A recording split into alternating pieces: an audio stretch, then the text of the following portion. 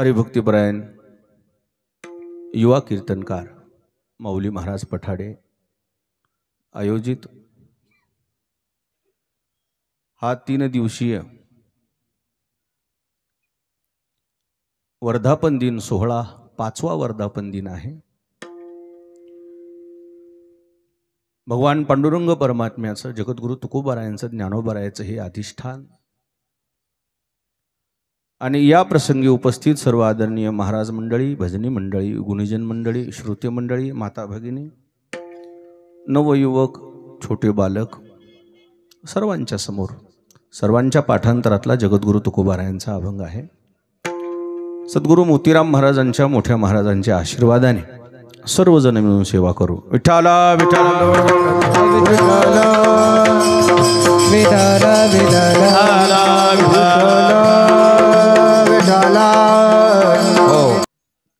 हा एक फार सुवर्ण क्षण आहे आमच्या जीवनामध्ये।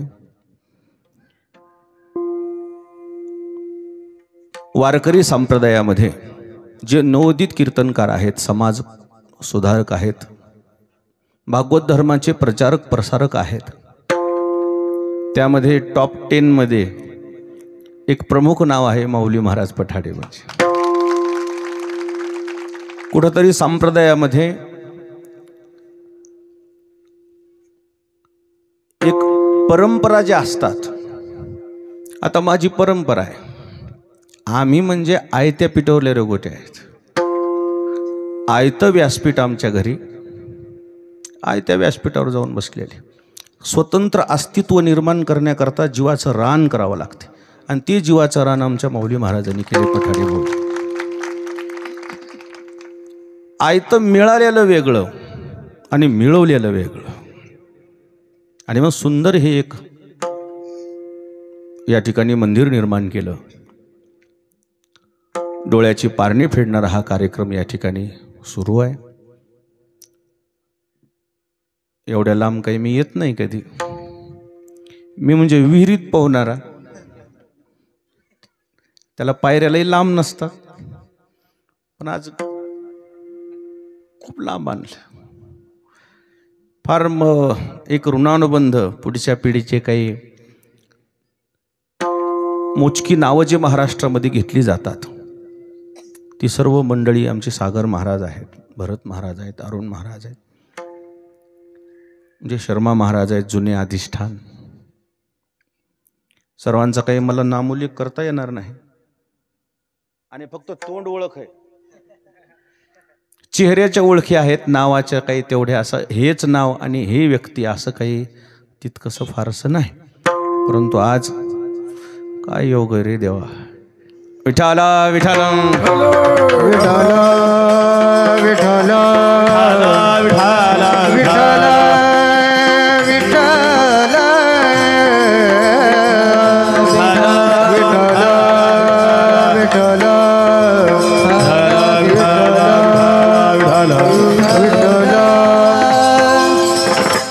वारकरी संप्रदायाचं नाव साता समुद्राच्या पलीकड नेण्याकरता जी पुढची पिढी आमची निर्माण झाली, त्यात एक टॉप 10 मधले व्यक्तिमत्व हरिभक्तीपरायण पुरुषोत्तम महाराज पाटील महाराज या ठिकाणी उपस्थित झाले।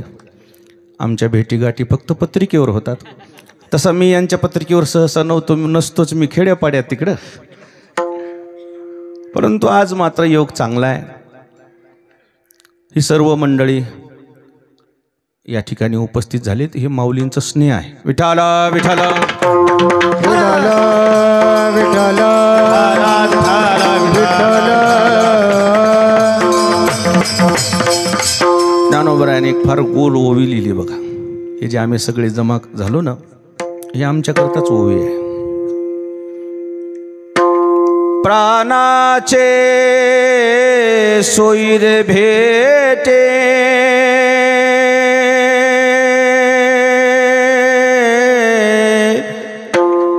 जीवी भूतली संकटे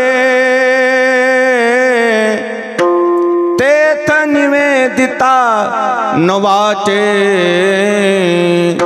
संकोच काही जीवनामध्ये काहीतरी नाती जोडली पाहिजे. मिळविली मांदी वैष्णवाची, हे प्राणाचे सोयरे आहेत. एक शब्द बोलू का माफी मागून? रक्ताचे नाते स्वार्थ करतात, प्रेमाचे नाते निस्वार्थ. निस्वार्थ नाते. आज हे सगळे आमचे नातेवाईक जमा झाले.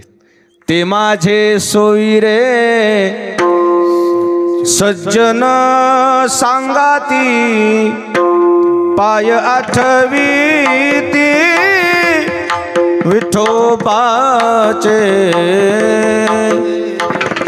इरामान विधी पाळना पुरते, देवाची ती भूते म्हणून ही सर्व मंडळी आज या ठिकाणी आमच्या माऊलींच्या स्नेहापोटी प्रेमापोटी आम्ही सर्व एकत्र आलो. एक कीर्तनकार म्हणून मी आपल्या समोर उभा नाही. आता आम्ही सगळे क्लासमेट आहेत.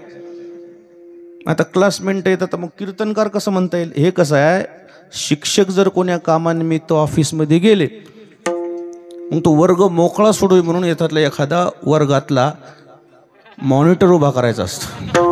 आणि मॉनिटर सहसा पहिल्या बेंचवरला नसतोच. मॉनिटर एकदम मागच्या बेंचवरला, म्हणजे ज्याला काहीच येत नाही, फक्त ते दबदबा आहे त्याचं लोक ऐकतात.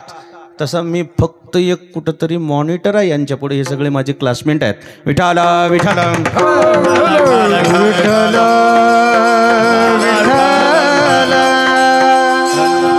या पश्चिम महाराष्ट्रामध्ये आमच्या माऊलींनी हे जे रोपटं लावलं, इवलेशी रोप लावी येले द्वारी, त्याचा वेलो गेला गगनावरी. परमार्थामध्ये या परिसरामध्ये येऊन हा जो भक्तीचा मळा फुलवला, एक आनंद वाटला. कुठंतरी महाराष्ट्रभर, महाराष्ट्राच्या बाहेर, देशभर, देशाच्या बाहेर भक्तीचा प्रचार प्रसार करत असताना एक अधिष्ठान असावं, एक कुठंतरी निवारा असावा, एक मनशांती करता एखादं उपासना केंद्र असावं. ते केंद्र, एक अधिष्ठान आमच्या माऊलींनी या ठिकाणी निर्माण केलं आहे. स्वाभिमानाची गोष्ट आहे. 3 दिवस कीर्तनं झालेली आहेत. आज 3रा दिवस आहे. उद्या समारोपाचा प्रसंग आहे. माऊलींचंच कीर्तन आहे. आज सेवेकरता घेतलेला जगद्गुरु तुकोबारायांचा जो अभंग आहे, सर्वांच्या पाठांतरातला, कदाचित पुढचे 3 चरण जरी पाठातले नसते, हे पहिलं चरण मात्र शेतकऱ्याच्या पाठांतरातलं आहे. शुद्ध बीजा पोटे फळे रसाळ गोमटी. या अभंगाच्या या पहिल्या चरणाच्या दृष्टीने जर सरळ अर्थ पाहिला तर असा अर्थ आहे, जर बीज शुद्ध पेरलं गेलं तर त्याचं बियाणं, त्याची फळं सुद्धा कशी निर्माण होतात? रसाळ निर्माण होतात, गोमटी निर्माण होतात. पण या शब्दशः अर्थ या पहिल्या चरणाचा जर घेतला तर पुढच्या 3 चरणाला जुळत नाही. कारण याला ही बाजू मांडली की दुसरी पण बाजू असते. बीज आणि फळ या दोन्हीचं जर आपण नियोजन केलं तर बीज शुद्ध की त्याची फळं शुद्ध, बीज अशुद्ध आणि त्याची फळं अशुद्ध. आता दुसरी गोष्ट, बीजावर फळ अवलंबून आहे असाच जर अर्थ घेतला तर ते पुढचे 3 ह्याला चरण जोडायचे कसे? बीज जर गोड असेल तर त्याचे फळं गोड होतात. बीज जर महुर असेल तर त्याचं फळ सुद्धा काय होते? गोड निर्माण होते. बीज जर कडू असेल तर त्याचं फळ सुद्धा कडू निर्माण होते. असा जर अर्थ घेतला, बीज शुद्ध फळ शुद्ध, बीज अशुद्ध फळ अशुद्ध, असं म्हणायचं का तुम्हाला? वडील सज्जन मुलगाही सज्जन, वडील दुर्जन मुलगाही दुर्जन. पटते का तुमच्या बुद्धीला? जर पटतच नसेल तर मग, पटतच असेल तर मग हे पुढच्या चरणाला कसे जोडू? असे अपवादात्मक उदाहरणं किती दाखवायचे? वडील सज्जन आहेत पण मुलगा दुर्जन आहे, वडील दुर्जन आहेत पण मुलगा सज्जन आहे. मग शुद्ध बीजापोटी कसं लावू? विठाला विठाला विठाला विठाला विठाला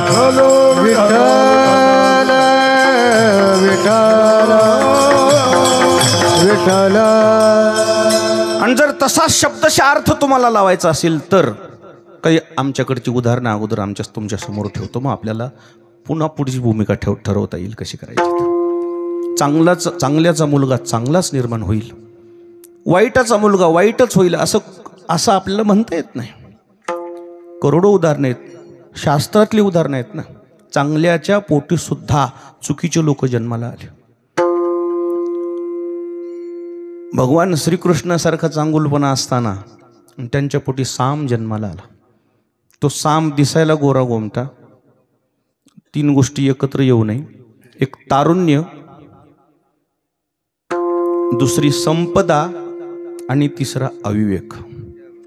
तारुण्य, संपदा अर्थातच संपत्ती आणि अविवेक जर जन्माला आला तर तिथं काय जन्माला येणार आहे? तारुण्यात आलेला सांब आणि संपदा जर विचारलं तर त्याच्या घरची संपदा जेवढी आहे तेवढी कोणाकडेच नाही. ह्या ज्या तुमच्या काही संस्था काम करतात ना, कोणावर लक्ष ठेवतात त्या संस्था? त्या संस्थेला फार लोक घाबरतात. तिचं नाव ईडी आहे म्हणून. आता ती ईडी आहे का ईडी आहे आपल्याला समजा ना, पण मोठे मोठे लोक घाबरतात तिला. खरं सांगू, ती संस्था सुद्धा तिथं काम करू शकत नाही. ती संस्था काय काम करणार आहे? तपासणी यंत्रणेमध्ये की आपण ठरवू शकतो की इतकं तुमचं उत्पन्न आहे, तर मग एवढे पैसे कुठून आले असा ते अंदाज लावतात. आता त्या श्रीकृष्णाच्या बाबतीत काय अंदाज लावणार आहेत? लक्ष्मी ज्याची दासी आहे तिथं ही संस्था काय कम करणार आहे? किती पैसे असतील तिथं? काय संस्थेचं तिथं चालणार आहे? काय कमी आहे सामला? ज्याच्या घरीच बँक आहे लक्ष्मी सहकारी नागरी. कोणची बँक आहे? लक्ष्मी. जी सर्वस्वे करुणी सेवा,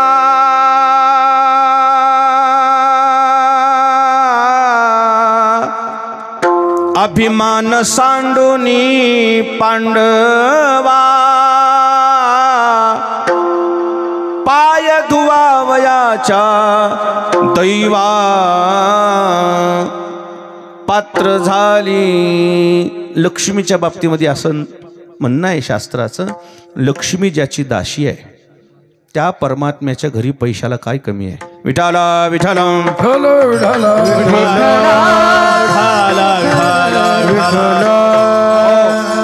बरं, त्यातला अजून गौरव सांगू का? हा परमात्मा तिच्या मागं लागलेला नाही, ती मागं लागून आली. नाही तर सध्या स्थळ शोधायलेत काही लग्नाचे राहिलेले लोक. म्हणजे कसं स्थळ शोधायलेत की त्या मुलीला भाऊही नसावा, बहीण नसावी, आणि मी तिथं जाऊन काय राहावं? घर जावाई राहावं. बापाची पेंड आहे का? तू करतो काय? काहीच नाही करत. लक्ष्मीच्या बाबतीमध्ये जग तिच्या पाठीमागं लागलंय, पण ती ज्याच्या पाठीमागं लागली तो परमात्मा आहे. त्या परमात्म्याचं मोठेपण काय वर्णन करू? आमच्या शास्त्रानं फार मोठं वर्णन केलेलं आहे. विशेषता अशी आहे, सौंदर्याच्या मागं जगत आहे. जगत सौंदर्याच्या पाठीमागं आहे, सुंदरतेच्या पाठीमागं आहे. सुंदरता ज्याच्या पाठीमागं लागून आली त्याचं नाव देव आहे. श्रीकृष्णाच्या सौंदर्या पुढे लक्ष्मी भुलोनी झाली वेडी, मदन पोटा आला बापुडे, एर कोणीकडे राव रंक. काय परमात्म्याचं वर्णन करू? ज्याच्या घरी लक्ष्मी पाणी भरती म्हणतात ना, तो परमात्मा आहे. मग त्या मुलाला अनायासे संपत्ती प्राप्त झालेली आहे. एक बोलू का शब्द नको? हे काय माहिती आहे का? आम्हाला फ्री हिट खेळायची सवय आहे. म्हणजे आउट होत नाही, काय होत नाही, त्या बॉलनं रन मिळतात पण काय होत नाही.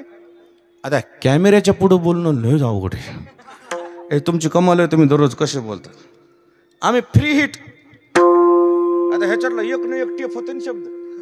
एखादा जर शब्द असला बुवा चुकीचा तर काढून टाका. का लाईव्ह आहे? अरे देवा रे, मला लय बर्डन आलं. मी भरत महाराजाला म्हणलं, भरत महाराज कॅमेरे किती आहेत? लागन तितके आहेत म्हणलं. लय बर्डन येतं, खूप बर्डन येते. खरं सांगू का तुम्हाला, मी श्रीकृष्णाचं बोलतोय, देवाचा कमी करणारा मी काही नास्तिक नाही. आणि एक गोष्ट बोलू का, सहज मिळालेल्या गोष्टीची किंमतच कळत नाही हो लोकांना. म्हणून चांगल्या लोकांनी सुद्धा आपल्याजवळ जे काय आहे,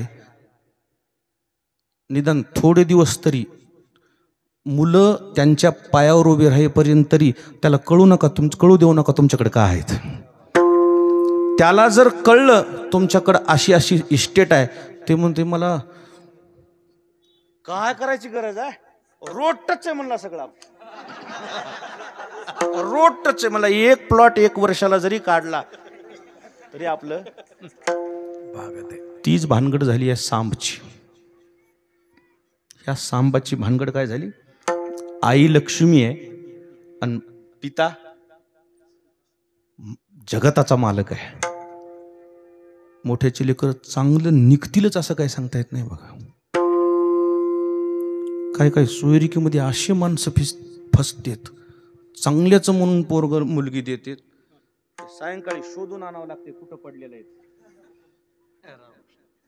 मुलगी देत असताना मुलाचं कर्तृत्व काय, तो काय करतो, तो निर्व्यसनी आहे का, त्याच्या कमाईमध्ये माझ्या मुलीचा संसार भागतो का, अशाच मुलाला मुलगी द्या. हे जे आईत खाऊ लोक आहेत त्याला मुलगी देऊ नका, अजिबात मुलगी देऊ नका. पश्चाताप होईल तुम्हाला. जेवढे लेकी लग्नाच्या राहिलेल्या आहेत ना, तेवढी आजचा दिवस तुम्ही माझा हे शब्द ऐका, लहान भाऊ म्हणून, मोठा भाऊ म्हणून. हे जे आईत खाऊ लोक आहेत ना, त्यांच्यासोबत लग्न करू नका. नाही, त्याचे दुष्परिणाम भोगलेल्या माझ्याजवळ यादी आहेत. 1000 मुलीची यादी देईन मी तुम्हाला, 1000 मुलीची यादी. काही गोष्टी सहज मिळूच नाही माणसाला, आणि मिळलं तर त्याची किंमत कळावी. सहज मिळालं ना ते हानिकारकही होऊ शकते. सांबाला प्रतिष्ठा मिळालेली, पैसा मिळालेला, पण तो पैसा प्रतिष्ठा त्याच्या जीवनामध्ये फार घातक ठरला.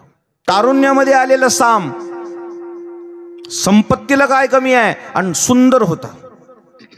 त्या सांबाचं सौंदर्य असं आहे, स्त्रीला लाजवेल असं सौंदर्य होतं त्याचं. आणि मित्र आले 5-50. गुळ असल्यावर मुंग्या लागतच ना, गुळाला मुंग्या लागतच असतात. हे सगळे मित्र जे फुकट खाऊ सोबत होते, त्यांनी प्रस्थान करत असताना, प्रयाण करत असताना एक साधू पाहिला. साधू त्यांच्या मस्तीमध्ये भजन करत बसलेला होता. मस्तीतलं भजन असतंय ना, ते मुरलेल्या लोणचं सारखं असतं. घातल्या लोणचं गोड लागतच नाही, ते मुर द्यावं लागते असं. आणि मुरलं की मग ते नुसत्या आंब्याच्या फोडी संग भाकर खातात. ते मुरलेलं लोणचं पाहिजे. मी एक मुरलेलं लोणचं पाहिलं होतं राजस्थानमध्ये. एक 10-15 वर्षापूर्वी वेद विद्यालयाचं उद्घाटन होतं पुष्करला, राजस्थानमध्ये. गोविंददेव गिरीजी महाराज येतात, पूर्व आश्रमीचे किशोर व्यास महाराज त्यांचं नाव आहे. वेद विद्यालयाच्या उद्घाटनाला एक परंपरा म्हणून त्यांनी मला बोलवलं आणि 2 दिवसापूर्वी मला सांगितले की तुम्हाला तिथं 5 मिनिटं हिंदीतून बोलायचे. आता आम्ही हिंदीमध्ये कॉप्या करून पास झालेले, काय आम्हाला मेळ लागायचं. रात्री 3 वाजेपर्यंत मला उद्या बोलायचं आहे. रात्री 3 वाजता मी, तेव्हा मोबाईल नव्हता, तेव्हा काही नव्हता, नाही तर लगेच माया शब्दावर कोणते प्रमाण येणार आहेत ते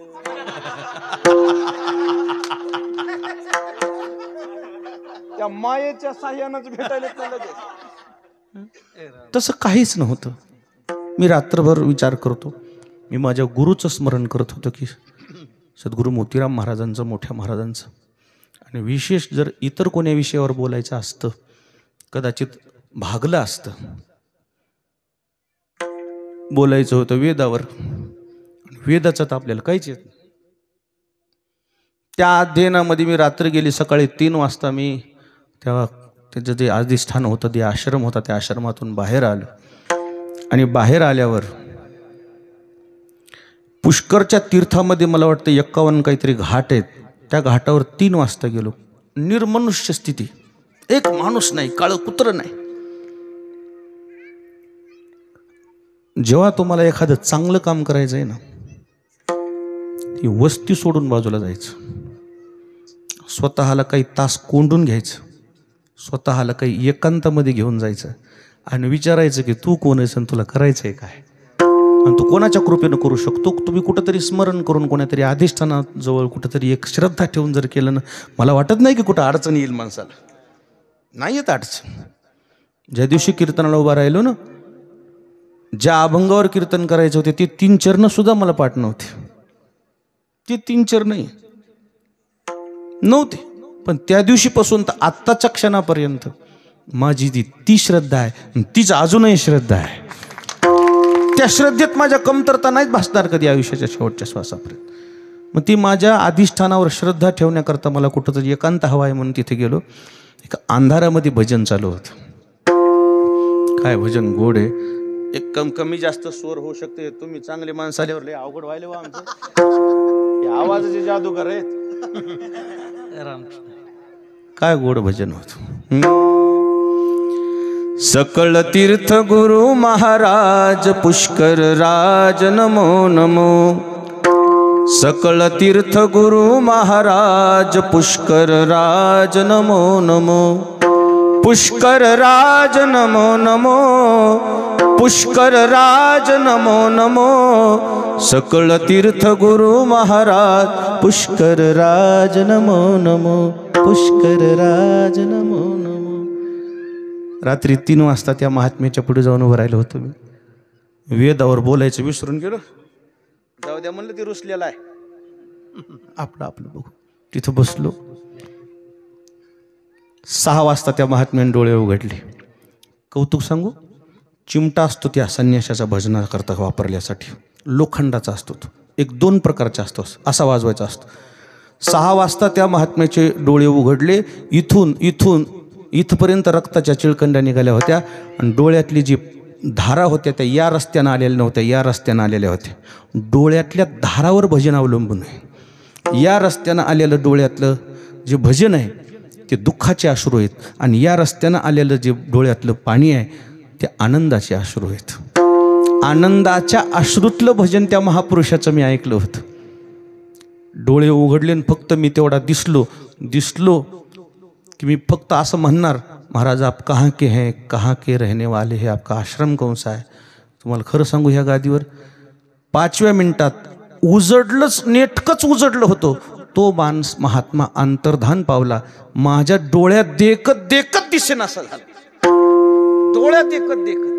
आणि मग तिथं मी जे काही रडलो होतो की का मला असं, एवढा महात्मा जवळ असून मला बोललं नाही, मला दर्शन नाही.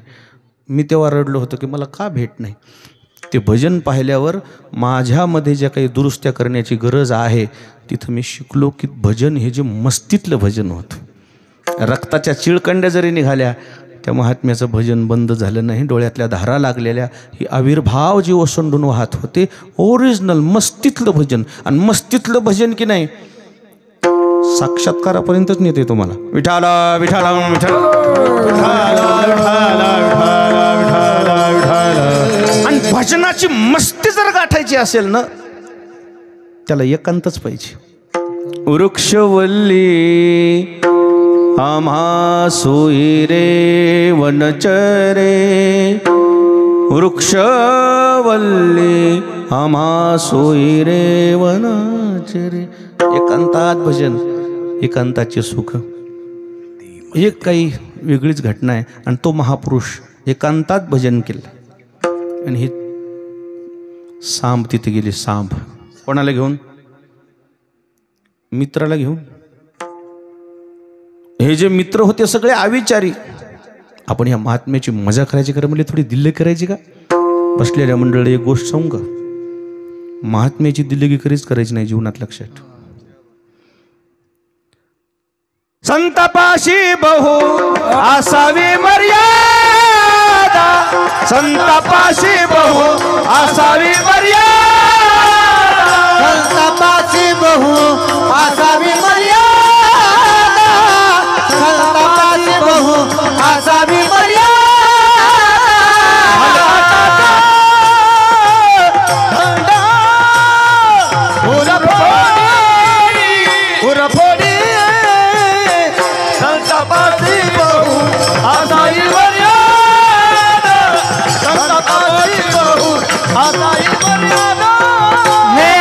संतापाशी बहु असावी मर्यादा संतापाशी बहु असावी मर्यादा मर्यादा संतापाशी बहु असावी मर्यादा फलकटाचा धंदा उर फोडी दिल्लगी करायची ना तुम्हाला मेहुण्याची करा साधूची दिल्लगी करायची नाही कोणाची दिल्लगी करायची मेहुणा आहे ना तुम्हाला आता काही लोकांना मेहुणेच नाही तेच अवघड आहे त्यांचं अवघड आहे त्याने शोधायलेत पण सापडच ना ते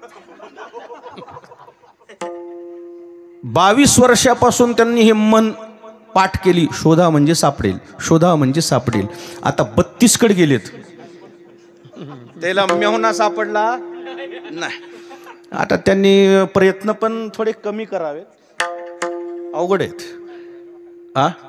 मारुती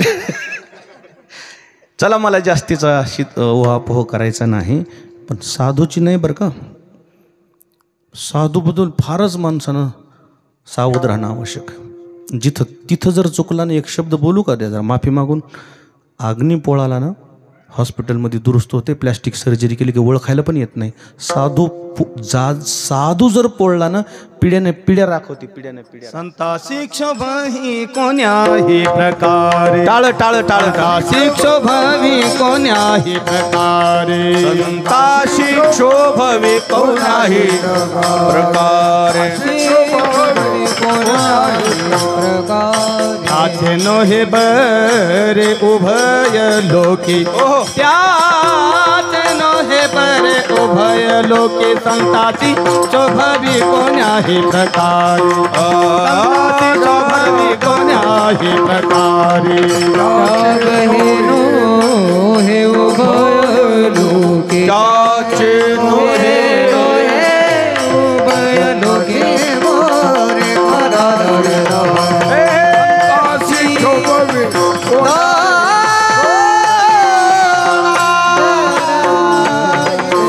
संताशी क्षोभवी कवण्याही प्रकारे त्याचे नोहे बरे उभय लोक त्याचं बरं होत नाही हो नाही बरं होत काय ज्ञानोबरायाच्या काय सूचना आहेत बघा ना आपल्याला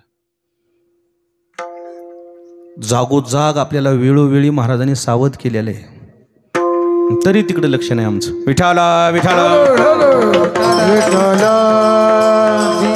काय सावध केलंय टापटा देवा संत वृंद नमस्कारी जे घडे तरी पूजी जे हे वाचोनी केवी निंदी जे स्वयंवाचा जमलं तर त्यांची पूजा करावी नसेल जमलं 3 किलोमीटर जाऊन पलीकडून इकडे शिरू नको ना ह्या रस्त्याला कोणता रस्ता आहे आळसुंद रस्त्याला येऊ नको तिकडे जाण तू काळ पांढर करणं तिकडे तुझं कारण काही लोकांचे डोळे फार जाऊ दे आता मी जास्तच बोलाय खरं सांगू एखाद्या पहिलवानाला घाबरू नये माणसाने बंदूकधारी एखाद्या त्या माणसाला घाबरू नये साधूला घाबरलं पाहिजे माणसाने चांगलं आहे ते घाबरणं चांगलं आहे पण काय असते बघा अज्ञान अविचार तिथं डोळ्यात काहीतरी धूर गेल्यासारखी स्थिती होती साधू बसलेले असताना ह्या लेकरांनी, देवाच्या लेकरांनी पोटाला चिरगुट बांधली आणि साडी नेसली त्या सांबानं, आणि साडी नेसून म्हणले बघू जरा महाराजाची परीक्षा, आपण परीक्षा घेऊ महाराज आहेत का कसे आहेत. केले पुढून म्हणले महाराज डोळे उघडा. तो महात्माच होता. त्या महात्म्याने डोळे उघडले, पाहिलं. का बाळो काय पाहिजे. महाराज तुम्ही महाराज आहेत ना, असं तुम्हाला वाटतंय का म्हणले. नाही म्हणून चालत म्हणले. सांगा म्हणले तुम्ही जर खरे महाराज असाल तर या मुलीला काय होईल सांगा. त्या महात्म्याने डोळे झाकले आणि अंतर्दृष्टीनं सगळं पाहिलं की हे नेमकी लेकरं आहेत कोणाची. त्या महात्म्याने डोळे उघडले, म्हणले बाळो तुम्ही चांगल्याचे लेकरं आहेत, चांगल्याच्या लेकरांनी चांगलं वागलं पाहिजे बेटा, जा तिकडे खेळा, हे कंद मुळं फळं खा ना, मी इकडे एकांतात भजन करायला आलो, मला का तुम्ही अडथळा आणताय, व्यत्यय आणताय. तुम्ही महाराज आहेत ना, सांगा काय होईल. महाराज म्हणले मला सगळं कळतंय रे, पण जीभ उचल ना माझी, कारण मला दिसतंय पुढं अधिष्ठान, तुमच्या वडिलाकडे बसून बघून मी गप्प आहे. तुम्ही महाराज आहे ना, सांगा. सांगा म्हटल्यानंतर त्या महात्म्याच्या मुखातला निघालेला शब्द आहे, याला मुलगा होणार नाही, मुलगी होणार नाही, याला मुसळ जन्माला येईल म्हणले, ती मुसळ गप बसणार नाही. तुमचं जसं वर्तन आहे त्याचे तुम्हाला त्याची काय मिळणार, शिक्षा मिळणार, तुमच्या कुळाचाच.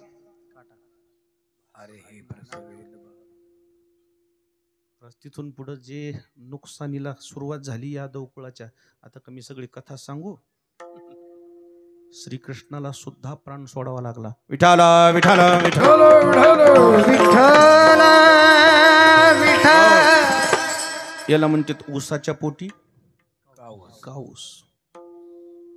देवाच्या पोटी जन्माला आलेली संतती एवढी जर अनर्थाला कारण ठरत असेल, देवाला जर अवतार संपवायला भाग पाडत असेल, कसं लावू मग हे शुद्ध बीजा पोटी फळे रसाळ गोमटी, हे नसेल तर अजून दुसरं एक देतो. नाव घेऊन ती देवाचे हे ब्रीद हिरण्यकश्यपूचे, ज्याचा दबदबा होता माझं नाव घ्यायचं फक्त म्हणलं, देवाचं नाव घ्यायचं नाही, असा दैत्य. आणि त्याच्या पोटी भक्त प्रल्हाद जन्माला आला, आणि भक्त प्रल्हादानं परमार्थ केला.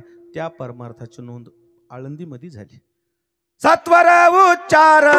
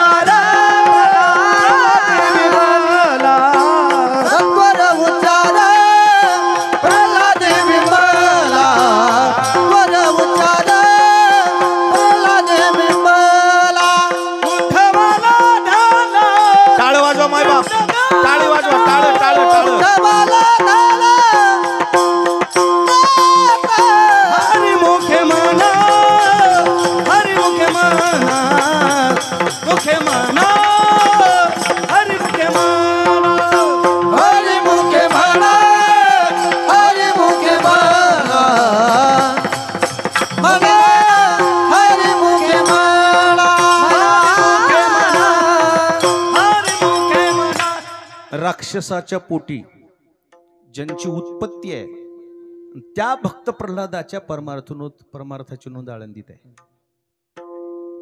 सत्वर उच्चार प्रल्हादे बिंबला, हा परमार्थ कसा उदयाला आला.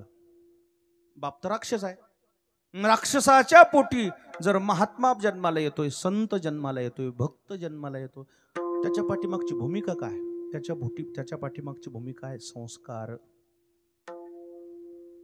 कयाधूच्या पोटामध्ये 4 महिन्याचा भक्त प्रल्हाद असताना इंद्रानं चोरून नेली होती. जाताना देवर्षी नारदानं पाहिली, अडवली. महात्म्याचा शाप लागू नये म्हणून त्या दिवशी पळून गेला होता इंद्र. देव सुद्धा घाबरत होते महाराज लोकायला. महाराजच तशी होती हो. विठाला विठाला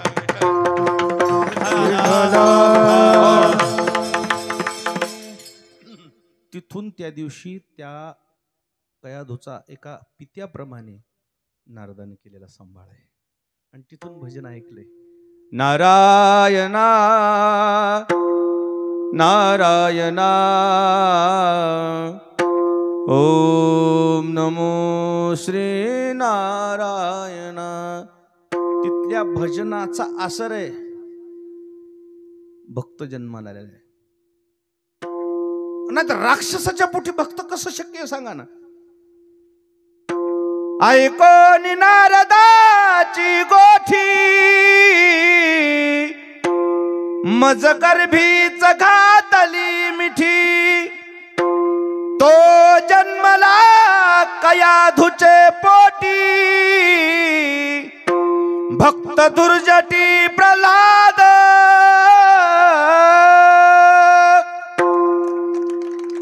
ते भजन आहे. राक्षसाच्या पोटी जर संत जन्माला येतो मग लावू कसं. शुद्ध बीजा फळी रसाळ बीज कसं आहे. शुद्ध आहे का. बीज अशुद्ध आहे. फळ कसं जन्माला आलंय. कसं फळ आहे. ज्या फळा करता स्वतंत्र अवतार घ्यावा लागला. स्वतंत्र अवतार नरसिंह अवतार सोपं नाही बरं का. मुख्यमंत्री स्वतंत्र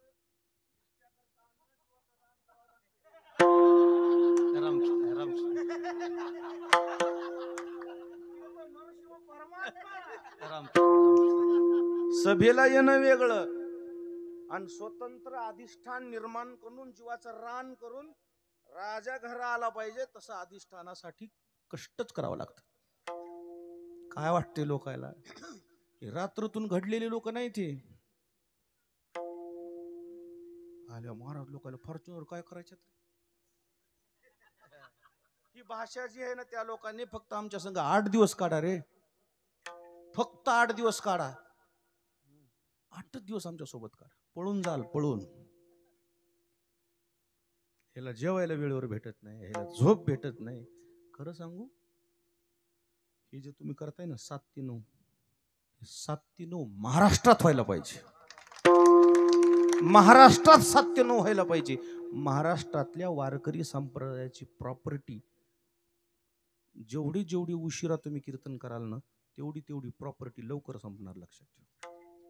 जेवढे कीर्तनकार आहेत, कथाकार आहेत, प्रवचनकार आहेत, धर्मप्रचारक आहेत, त्यांना सगळ्यांना हळूहळू sugar, BP, stone, kidney stone. कारण काय. पाणीच पित नाहीत ना हे लोक. कुठं जावं बाथरूमला. बाथरूमला गाडी उभा राहा. महाराज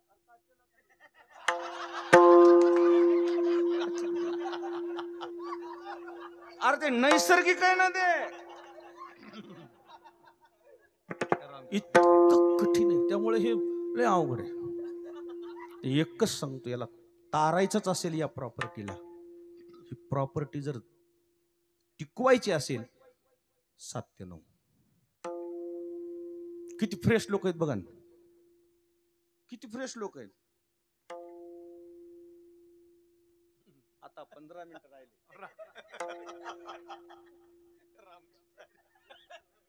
15 मिनिटं राहिले पण मी वेळेत आलो. 7 ते 9 कीर्तन करू आपण. 100% महाराष्ट्रात कीर्तन करू. पण आपणही वेळ पाळू. आपणही वेळ पाळून जर कदाचित आमच्याकडे जर 15 मिनिटं 20 मिनिटं आमचा अर्धा तास झाला ना उशीर आम्ही त्याच्यातले 10% मानधन कपात करू म्हणून. चला गरज नाही. आम्ही महत्वाचे मानधन महत्वाचं नाही आम्हाला. मानधन महत्वाचं नाही. आम्ही टिकलो पाहिजे. महाराष्ट्रानं या कोणतं चॅनल आहे तुमचं. कोणतं चॅनल वागा तुम्ही. जिव्हाळा. असा जिव्हाळा राहू दे रे बाबा. महाराष्ट्रानं याची नोंद घ्यावी. महाराष्ट्रानं. मी एक परंपरेतला कुठंतरी एक पाईक आहे. मी सुद्धा या तुमचे नाव राहिले बरं. नाही तर तुम्ही नाराज होताल. एकच आहे ना. मला लय अवघड आहे हो. काय नाराज म्हणजे हे करू नका. एक सांगतो तुम्हाला. महाराष्ट्रानं या गोष्टीची नोंद घ्यावी. कीर्तनगार तगले जगले संस्कृती जगल. हे जे पोरांना रील्स बघायची सवय लागली ना. 10-15 मिनिटं रील्स पाहिली ना. 15 मिनिटाला एक चॅनल आमची एक रील्स आहेत आमची. अरे तेवढ्या रील्स मुळे तुम्ही जे 10 चुकीच्या रील्स बघितल्या ना त्याचं पाप धुवून जाईल तुमचं. ते पाप धुवून जाईल आमची एक रील्स तुम्ही पाहिली तर. एका रील्सनं जीवन परिवर्तन झालेले मी 100 पोरं दाखवीन तुम्हाला. एकच रील्स. निश्चित तुम्ही या पुढच्या या प्रसार माध्यमाची नोंद घेतली पाहिजे, त्याची कास धरली पाहिजे आणि त्याच्या माध्यमातून पुढे समाजापर्यंत पोहोचलं पाहिजे. आम्ही त्याला कमी पडतो. तुम्ही झालं पाहिजे, गेलं पाहिजे. तुम्ही दुबईला गेले ना, मला लय आनंद वाटला इकडे, खूप आनंद वाटला. कोणाला वाटला का नाही मला माहित नाही. मला आर म्हणलं आपले वाघ समुद्राच्या पलीकडे गेले, ह्याच्यापेक्षा आपल्याला काय पाहिजे. हे पाहिजे. आमचा परमार्थ लांब गेला पाहिजे. विहिरीत पोहायचं नाही आहे आपल्याला. निश्चित मला हे आपलं सर्व आचरण आवडते. आपला संप्रदाय टिकला पाहिजे, पुढे गेला पाहिजे. 7 ते 9 ची वेळ अगदी योग्य आहे, अगदी योग्य. मी ज्या बोलत जास्त प्रवाहात चाललो, पण मला सिद्धांतावर तुम्हाला नेऊन ठेवायचंय. जर खऱ्या अर्थानं पाहिलं तर स्वतंत्र नरसिंह अवतार धारण करण्याकरता अंगात सामर्थ्य किती असावं लागेल सांगा बरं. व्यक्तिगत येणं सोपं नाही बरं. व्यक्तिगत नरसिंह अवतार प्रगट झालाय माझ्या भक्त प्रल्हादा करता. जातीनं राक्षसाच्या पोटी जन्म घेतलाय. जातीनं राक्षस आहेत पण जन्म पुढं हरिभक्ताचा आहे. पण या हरिभक्ताच्या जन्माच्या पाठीमागची पार्श्वभूमिका जर पाहिली ना, वडीलच अशी आहेत असं नाही. मग देवर्षी नारदाचे संस्कार आणि त्या संस्कारानं संतती पुढे शुद्ध निघाली. शुद्ध बीज या शब्दाचा अर्थ शुद्ध वडील सज्जन असा एवढा छोटा अर्थ घेता येणार नाही. वडील सज्जन असेल तर चांगलीच गोष्ट आहे, पण वडील सज्ज मुलगा सज्जन, वडील दुर्जन मुलगा दुर्जन असा अर्थ होणार नाही. जी संतती शुद्ध संस्कारानं संस्कारित झाली आणि ती संस्कारित झालेली संतती जी आहे ना, त्या संततीकडे पाहून शब्द वापरलाय. शुद्ध बीजा पोटी, शुद्ध बीजा पोटी, भले भले शुद्ध बीजा पोटी, शुद्ध बीजा पोटी, शुद्ध बीजा पोटी, शुद्ध बीजा पोटी, शुद्ध बीजा पोटी,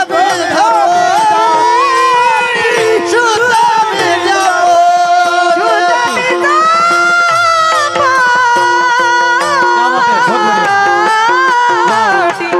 शुद्ध बीजा पोटी,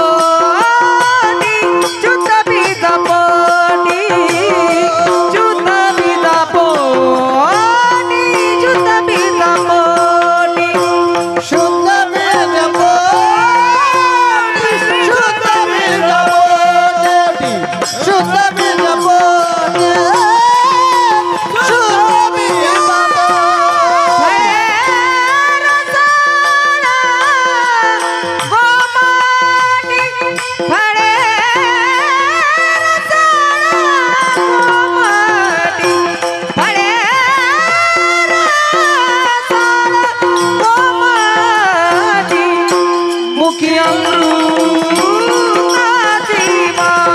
शाबाश शाबाश अमृता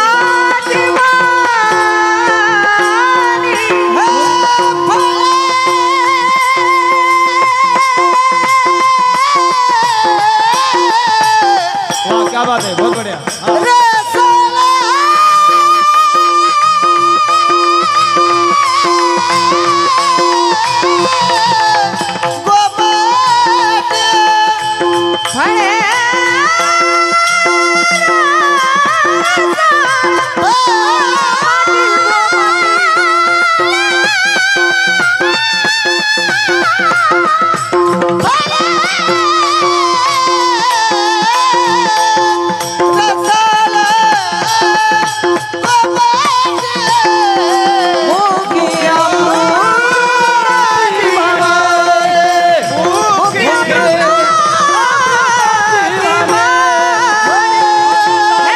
शुद्ध बीजा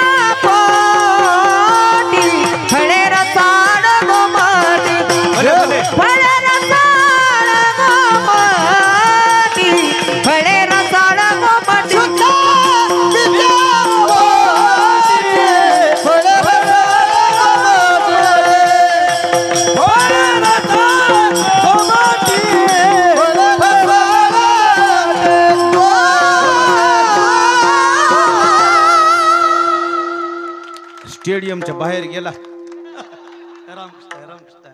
2020 पाहिजे हो. आज सुरुवात आहे.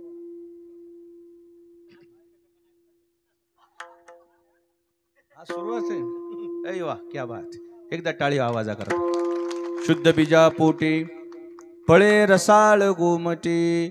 शुद्ध बीज शब्दाचा अर्थ आहे वडील सज्जन असावेत, प्रारब्धाने मिळतात, भाग्याने मिळतात. नसेल मिळाले तरीही खचायचं काही कारण नाही. संस्काराचा शोध घ्यायचा.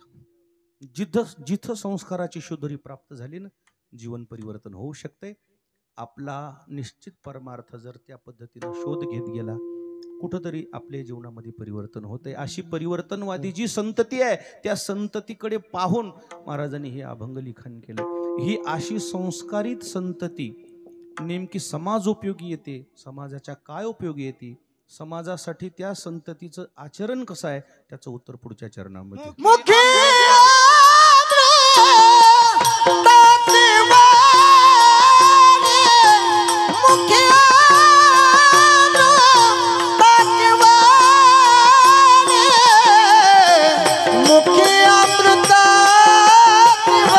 शाबाश शाबाश शाबाश शाबाश शाबाश. मुखी अमृता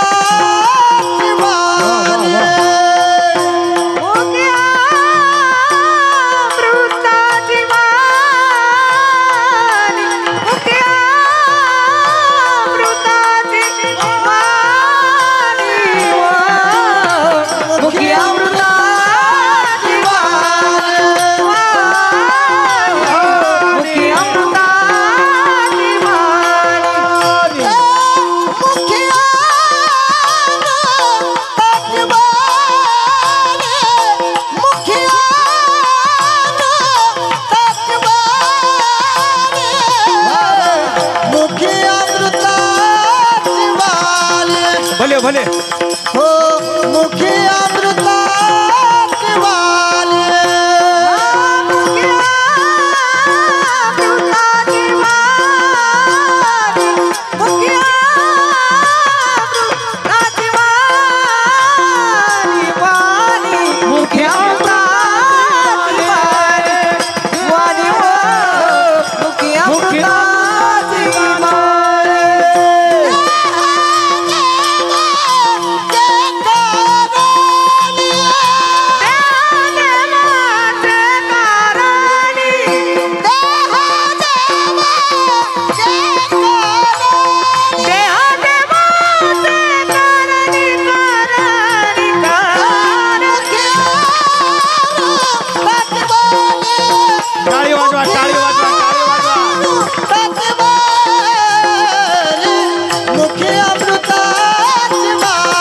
शाबाश शाबाश शाबाश. मुखी अमृता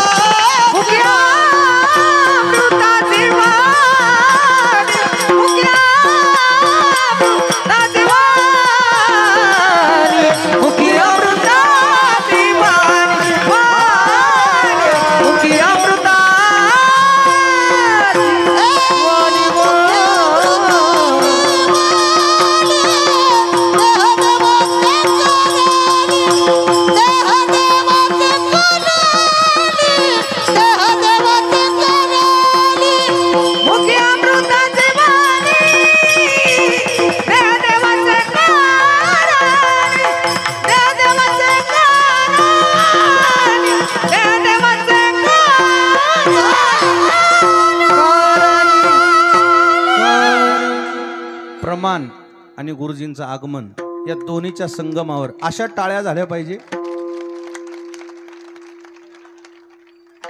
या गुरुजी.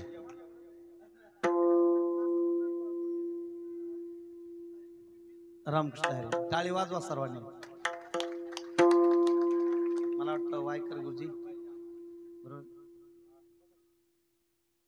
विठाला विठाला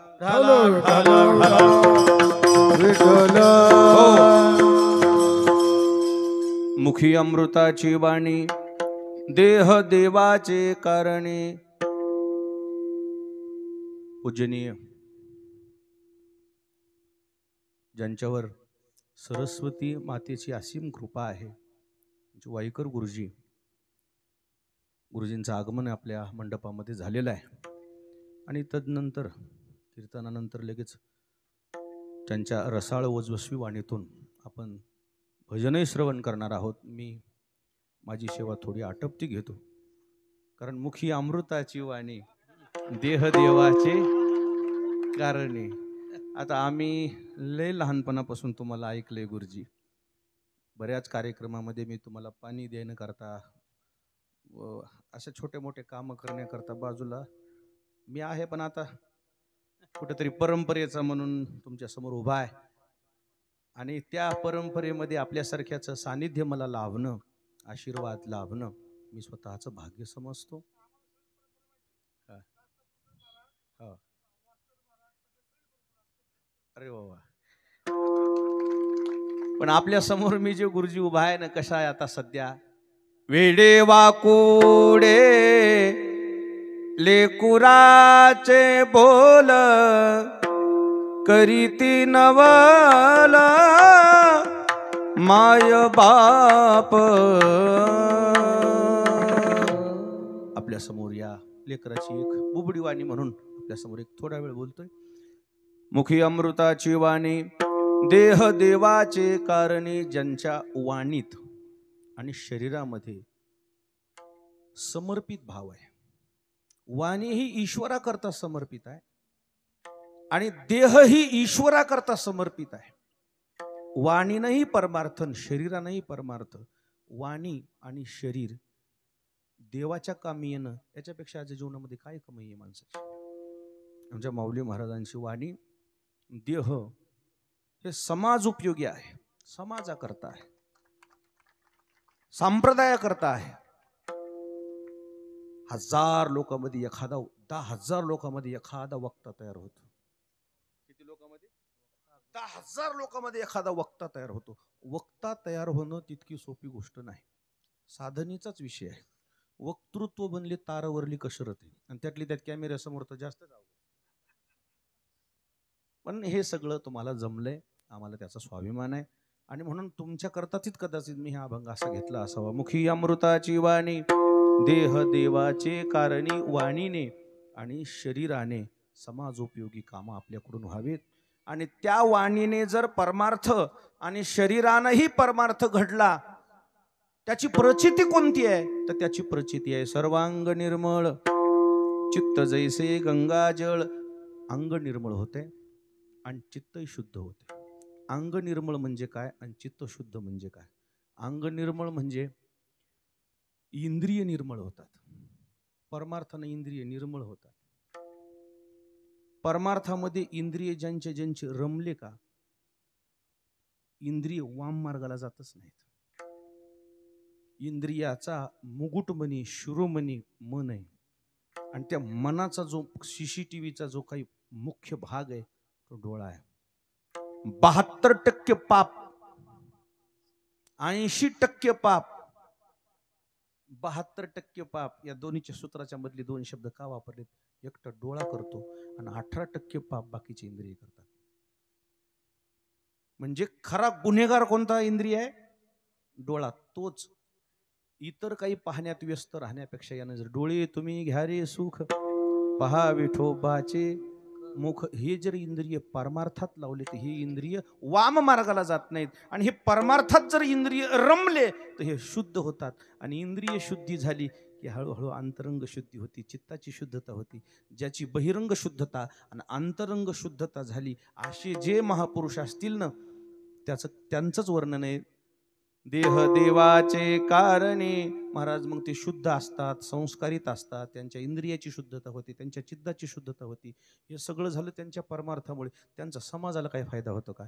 त्यांचा समाजाला फायदा 4थ्या चरणामध्ये. तुका माने जाती, तुका माने जाती,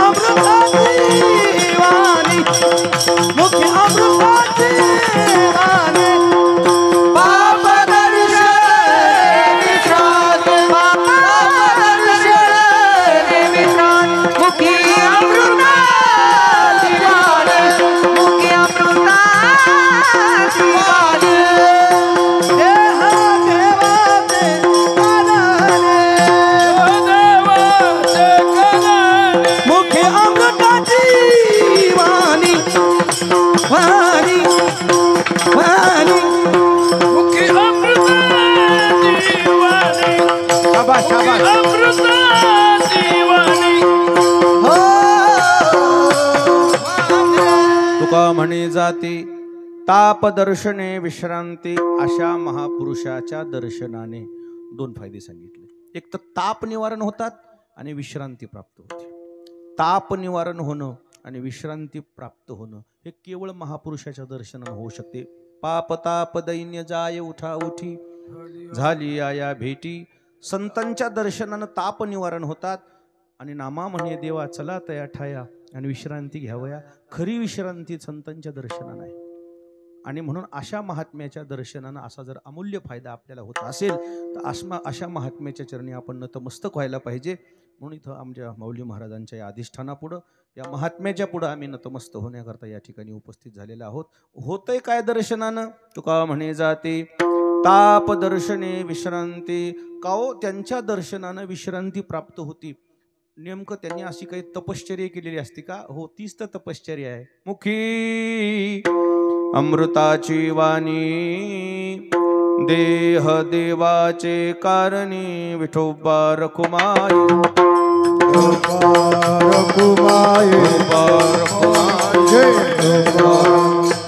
या ठिकाणी माऊली मंदिराचा 5वा वर्धापन आमच्या माऊली महाराज पठाडे यांच्या या अधिष्ठानामध्ये भव्य दिव्य स्वरूपामध्ये या ठिकाणी संपन्न होत असताना माझ्या वाटेला ही आजची सेवा आली. मी माझं भाग्य समजतो. माझ्या गुरुकृपेचं हे काहीतरी पुण्य माझ्या सोबत आहे असं मी मानेन. पुन्हा एकदा आपल्या सर्वांच्या चरणी नतमस्तक होतो. आणि अशीच या वारकरी संप्रदायामध्ये धर्माची ध्वजा धर्माचा प्रचार प्रसार करत असताना आमच्या माऊली महाराज पठाडे यांना आयुष्य लाभावं, आरोग्य लाभावं,